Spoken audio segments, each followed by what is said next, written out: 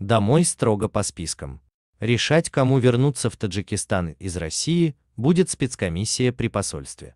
Списки граждан для возвращения в Таджикистан чартерными авиарейсами, которые начнут выполняться с 25 июня, будут составляться в соответствии с определенными правилами специальной комиссии, действующей при посольстве Таджикистана в России. Об этом сообщает МИД РТ. В сообщении отмечается, что информация о вылете и приобретении авиабилетов будет объявлена после завершения составления списков.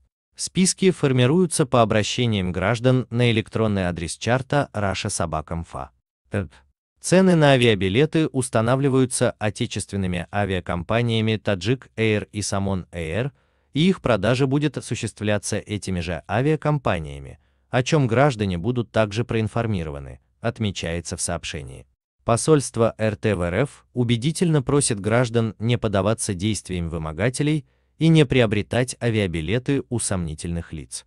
Граждане, которые согласно списку должны будут приобрести авиабилеты, будут лично проинформированы комиссией, подчеркивают в диппредставительстве. Дипломатическое представительство Таджикистана еще раз напоминает, что других способов приобретения авиабилетов не предусмотрено. Вместе с тем вопрос относительно восстановления регулярных рейсов, который зависит от улучшения санитарно-эпидемиологической ситуации, рассматривается всеми странами и по мере появления возможности, об этом будет сообщено дополнительно.